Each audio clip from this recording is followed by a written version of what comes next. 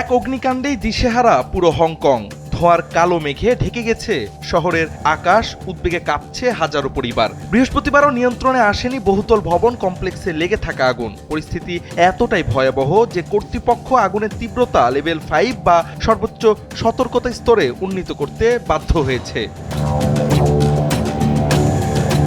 গতকাল পর্যন্ত এই অগ্নিকাণ্ডে মৃত্যু সংখ্যা ছিল 4 জন, যার মধ্যে একজন দমকল কর্মীও ছিলেন। কিন্তু আজ 27 নভেম্বর সকালে প্রকাশিত বিবিসির লাইভ প্রতিবেদনে জানানো হয়েছে ভয়াবহ এই অগ্নিকাণ্ডে নিহত বেড়ে দাঁড়িয়েছে 44 জনে, আর নিখোঁজ রয়েছেন 279 জন। শহরের পোতাইপো এলাকার এই ঘটনা পুরো দেশকে শোক ও আতঙ্কে নিমজ্জিত করেছে। ফায়ার সার্ভিস জানিয়েছে বুধবার দুপুরের দিকে অগ্নিকাণ্ডের সূত্রপাত হয়। কমপ্লেক্সটিতে মোট 8টি ভবন এবং প্রায় 2000 অ্যাপার্টমেন্টে 4600 এর বেশি বাসিন্দা থাকেন।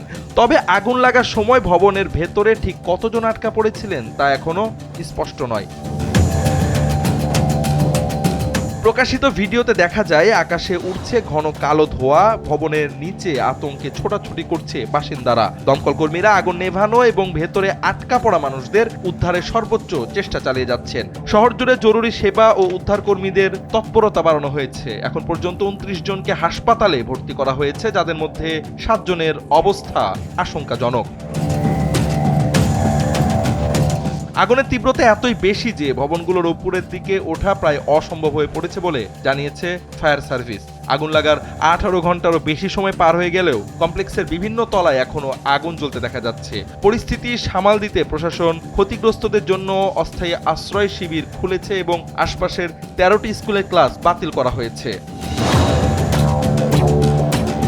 চীনের প্রেসিডেন্ট শি জিনপিং সংশ্লিষ্ট দপ্তরগুলোকে আগুন নিয়ন্ত্রণে সর্বোচ্চ চেষ্টা চালানোর নির্দেশ দিয়েছেন এবং হতাহতের সংখ্যা যেন আর না বাড়ে সেদিকে বিশেষ নজর দিতে বলেছেন। জাওয়াদ আহমদ, সময়ের আলো।